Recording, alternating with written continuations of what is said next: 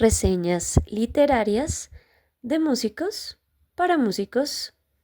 Somos la séptima Música en Contexto, el podcast. Hola, ¿cómo están? Ay, me voy a acomodar. Acomodar porque esto va a ser un ratico. Bueno, bienvenidos y bienvenidas a una nueva reseña literaria de músicos para músicos. Hoy les quise traer un libro que me tiene con sentimientos encontrados.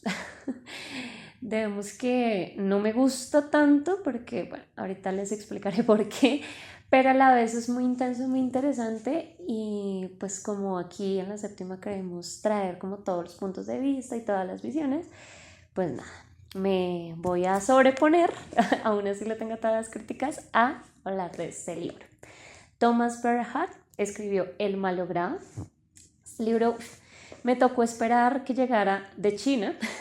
No lo encontré en ninguna librería, estuvo muy difícil, ni siquiera lo encontré en bibliotecas en Bogotá, tal vez debí buscar mejor, o en lugares de libros usados, pero bueno, como una persona hija del capitalismo, tengo esta obsesión de la productividad, entonces no tenía tiempo para ir a buscar. Bueno, mucha cháchara. El caso es que es un libro complicadillo de conseguir por si lo quieren buscar, pero bueno. Este libro me lo recomendó un compañero de trabajo, bueno, ya ex compañero porque ya terminó ese trabajo, también pianista, y me dijo, ese libro te va a encantar. También lo había escuchado de otras personas, entonces dije, bueno, démosle una oportunidad. Esta persona que está acá en la portada es Glenn Gould. Para quien no sepa, viva debajo de una piedra musical o pianística, no mentiras. Glenn Gould fue un pianista brutal,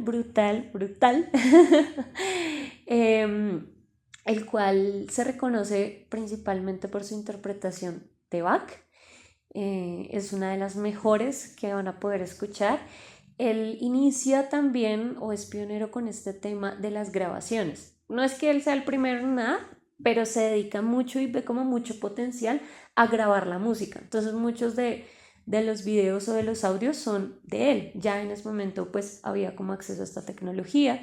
Entonces ustedes lo van a ver ahí. Es un pianista que es muy particular y muy conocido porque él toca muy encorvado así y con una sillita chiquita con espaldar y se sienta y todo el tiempo está cantando lo que está tocando y es un pianista brutal. Sin embargo, pues si ustedes buscan como biografías de Glenn Gould y todo esto, pues también habla de que era una persona muy introvertida, muy reservada, seguramente si estuviera en esta época de los diagnósticos en problemas en salud mental, tendría su diagnóstico, porque pues no es normal estar tanto tiempo encerrado, tanto tiempo solo vivir en eso. Él casi no se presentaba ni nada, sino era como tocar, literalmente dedicó su vida, fue a eso, a tocar el instrumento. Tocó muchos compositores, pero principalmente a Bach. Y aquí no es como una biografía, la verdad, pero hace referencia a tres estudiantes. Entonces está el narrador, que no nos revela su nombre, uno de los compañeros, que se llama Wettermeier, no sé si lo dije bien, pero bueno, porque, esos nombres. Y Glenn Gould. Entonces ellos estudian juntos y bueno, estudian juntos bajo la tutela de Horowitz. Se van ellos a una casa a vivir y pues nada, todos a tocar, todos con su piano. El narrador empieza en el mundo pianístico por, pues básicamente, retar a su familia y vivir de su familia, ¿no? Wettermeier sí soñaba con ser un pianista reconocido y pues está Glenn Gould, ¿no?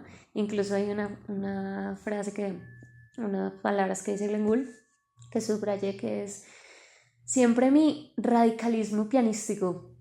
Eso creo que define muy bien a Glenn Gould, a pesar de que no es nuestra época, nuestro siglo, o lo conozca yo en persona por sus grabaciones, interpretaciones y como lo que cuentan de su vida. Sí, radicalismo pianístico le queda muy bien y a muchos y a muchas nos queda. Yo soy demasiado radical, entonces me siento muy identificada, no con el piano, pero radical con la vida en general.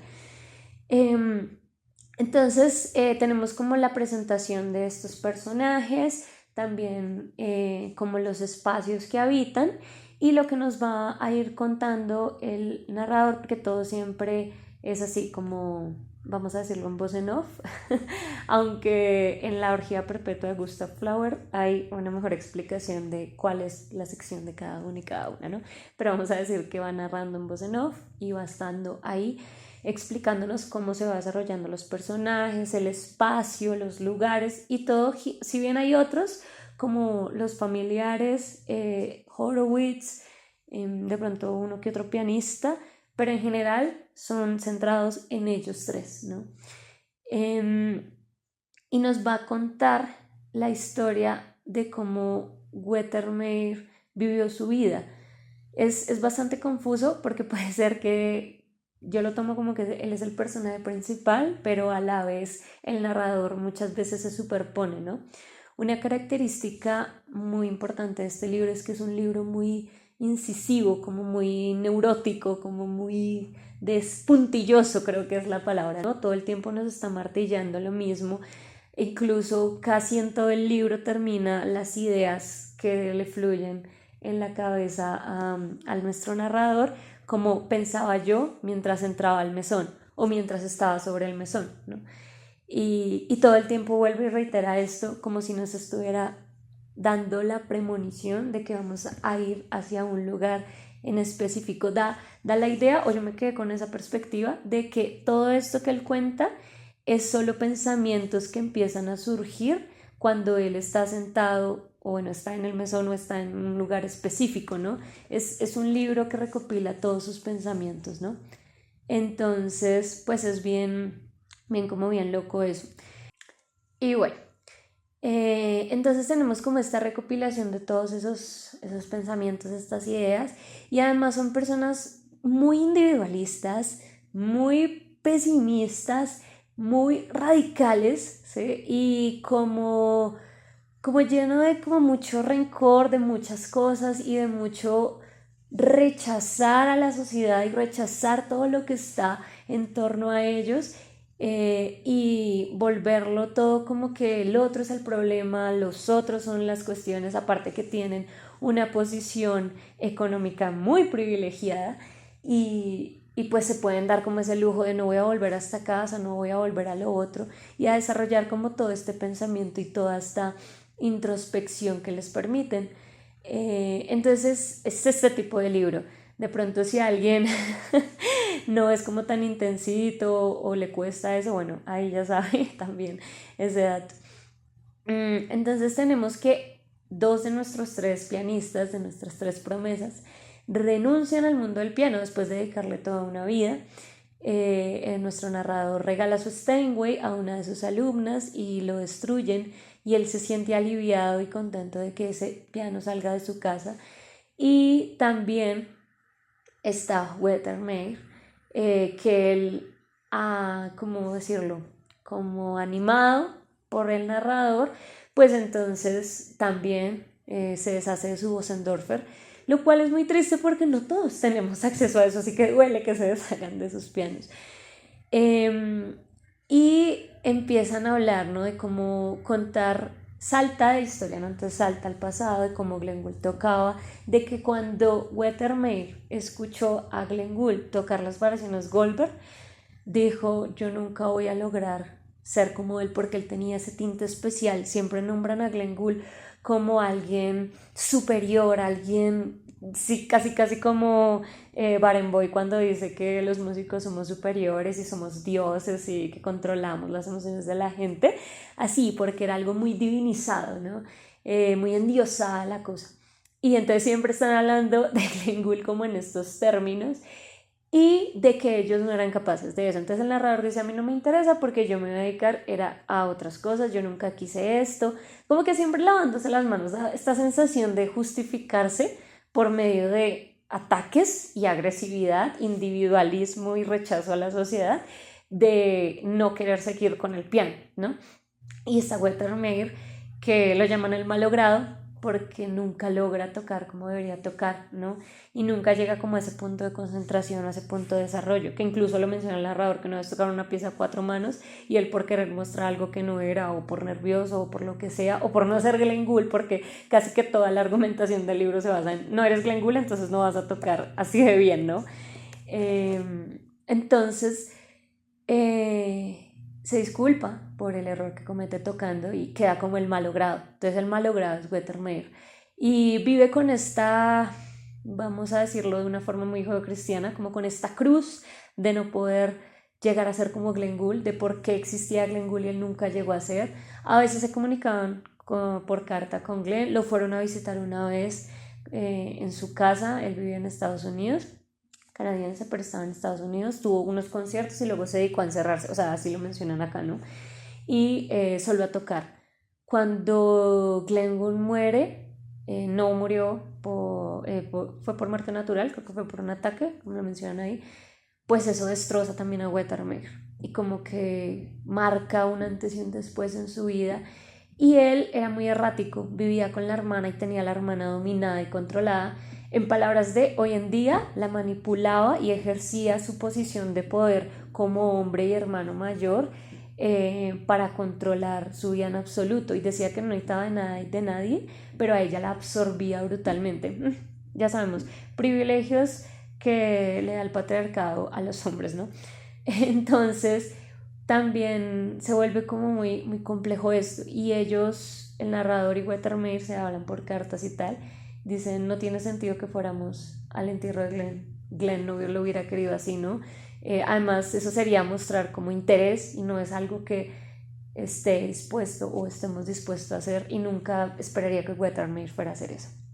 Y empieza a ir como un punto de cadencia en la vida de Wettermeier, de nuestro malogrado, porque pues también su hermana se cansa, iba a una cita con un médico, no me acuerdo si era odontólogo, bueno, qué era, pero a una cita y conoce a este hombre, a un suizo, y pues se va, encuentra un escape obviamente, que pues también pobrecita, porque en ese entonces la mujer no tendría muchas opciones, y salir de un hombre para buscar otro hombre, que al menos este no me controla tanto, pues no sé, pero, pero sí se va y eso Wettermeier lo rompe, ¿no? Y él no sabe qué hacer y pues se queda todo completamente solo en su casa. Y la soledad es brutal. O sea, la soledad, no me malentiendan, es necesaria, es importante, necesitamos estos espacios, este reconocimiento, esta introspección y este relacionamiento con nosotros mismos, mismas, pero todo se construye en colectivo. Nosotros somos seres sociales y dependemos de los otros, y dependemos en el sentido de que así nacemos y crecemos como sociedad, y crecemos de lo individual a lo colectivo y de lo colectivo a lo individual, ¿no? Esto permea durísimo a Wettermeier y se empieza a desquiciar, su amigo pues no va por él, y pues Wettermeier se desvive incluso. Voy a leer esa frase, no quería desde el inicio como para no spoilear, pero nos dice: un suicidio largo tiempo calculado, pensé, no un acto de desesperación espontáneo. Ya nos dice, y sí, efectivamente Wettermeier terminó yendo hacia allá, que incluso le decía al narrador que él era el quien primero se iba a desvivir, y terminó siendo pues Wettermeier, ¿no? Porque pues enloqueció. Nuestro narrador se fue para Madrid y se puso a escribir y olvidó como todo, y él siempre decía que tenía una superioridad moral sobre Wettermeier, ¿no? Y que sus razones siempre fueron más sensatas que las de otros, porque está esta guerra de egos y de poder y de superioridad, y bueno, por eso y más, tampoco es que me agrade tanto el libro. Sin embargo, léanlo y denle ustedes la oportunidad y hagan su crítica y su cuestionamiento, ¿no? Es válido como las diferentes posiciones.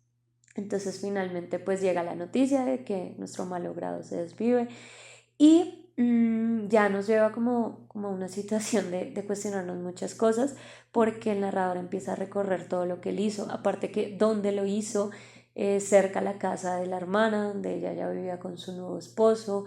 Era como un recordatorio que la marcara toda su vida y que la hiciera sentir como ese dolor, porque Wethermill la culpaba de su infelicidad y que lo abandonó y porque la dejó salir y porque hizo esto y lo otro y que la mala era ella y él era el que sufría y que por eso su vida era como era, pero él también así lo elegía.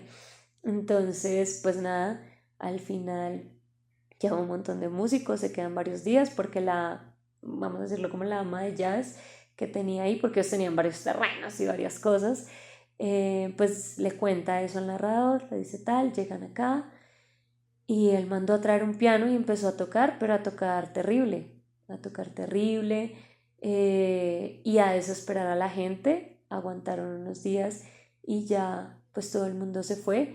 El narrador iba en busca de papeles porque sabía que Wethermill debió escribir sobre ellos, debió haber dicho algo sobre ellos y no, él también, nuestro querido malogrado, preveó todo eso y quemó y desapareció absolutamente todo rastro porque también pues veía venir que su compañero y amigo pues venía a eso, ¿no? Y bueno, tenemos este final que todas las conclusiones es Wethermill nunca logró ser lo que quería, la muerte de Glenn Gould lo afligió totalmente, la ruptura de ese relacionamiento con su hermana y el saber que nunca sería, o sea, que toda su vida se había reducido a ese momento de escuchar las variaciones Goldberg interpretadas por Glenn Gould y que sabía que nada de eso había valido la pena y nunca había otra opción o nunca había otras formas, ¿no? Entonces el final nos dice: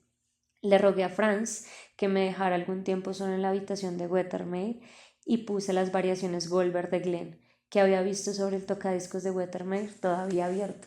Quiere decir que eso fue como lo último que escuchó y pues así termina nuestro libro.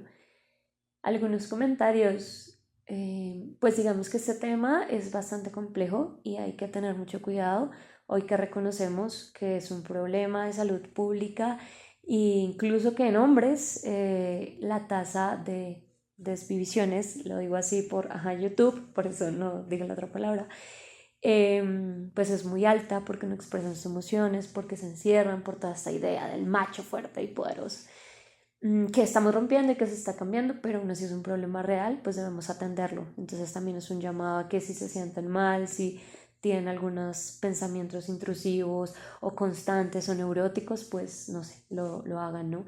También pues tengan cuidado y resérvense leer este tipo de libros, dependiendo la emoción o la situación en la que estemos, también lo que escuchamos, lo que leamos y lo que veamos nos va a afectar para bien o para mal, ¿no? Entonces, pues sean también muy responsables con eso. Creo que es un libro que logra su objetivo de ser incisivo, de ser puntilloso y de demostrar ese punto de esa insuficiencia y de como esa vara que nos pone la música de ser perfectos y sobre todo la música académica y la música eurocentrista que muchas veces, muchas no, se sigue enseñando en los conservatorios, se sigue enseñando en las escuelas de música universitarias. Entonces, esta vara tan alta que nunca logramos alcanzar y a lo que nos lleva, ¿no? Y a esos límites a los que nos expone. Yo hubiera leído esto cuando estaba haciendo mi concierto de grado, seguramente pues hubiera tenido unas muy malas consecuencias. Entonces también es como pensarnos y es esa cara de esa competencia, ese individualismo que nos pone ese rasero inalcanzable y ese si no somos el mejor no somos nada y no tenemos que ser el mejor, no es una vida por competir, que vuelvo y repito como en todos los capítulos, reseñas y cosas, es razón y culpa del capitalismo, responsabilidad de este sistema que nos vende esa idea que tenemos que competir entre nosotros y no tiene que ser así. Por eso este libro me choca tanto, porque lo analizo también desde esa perspectiva. Y obviamente me identifica porque a pesar de que con los años yo he logrado como dejar de ladito ese sentimiento de no soy tan buena, no soy suficiente, pues ser el malogrado, ¿no? El que nunca llegó a, pues sí me pega, porque pues a veces uno quiere llegar ahí, no, y con los años que uno va entendiendo la música y se va dando cuenta de lo grande que es, de lo amplia y de lo corta que es la vida y cómo se reduce el espacio por buscar sobrevivir, por buscar trabajar y hacer lo que haya que hacer, pues también limita el tiempo que tú puedas dedicar a otro instrumento, pues te hace sentir cada vez más chico y más malogrado. Yo creo que ahí la forma de verlo, la forma que yo lo veo es buscar esa salida en lo colectivo, en lo humano, en la realidad, ¿no? Y en entender que lo bueno se hace importante y mejor cuando es compartido, diría la moral distraída, y que la música está para eso, para salvarnos, para ayudarnos, para guiarnos, no para destruirnos. Entonces no lo olviden, igual pues léanse el libro, es válido, es interesante y necesario siempre leer otras cosas y entenderse y pues nada, todo lo que habla de música, bienvenidísimo por lo menos a este podcast. Nada, espero que les haya gustado mucho esta reseña. Cuéntenme qué otros libros, qué otras cosas quisieran que reseñáramos acá. A mí también me encanta conocer nuevas lecturas y que me recomienden un montón de cosas. A veces soy un poquito obsesiva con repetir y repetir un libro y leer lo mismo, ¿no? Pero bueno, hay que cambiar y hay que darse la apertura. Entonces, un gustazo. Hasta otro momento, capítulo, episodio de Reseñas Literarias de Músicos para Músicos. Chao.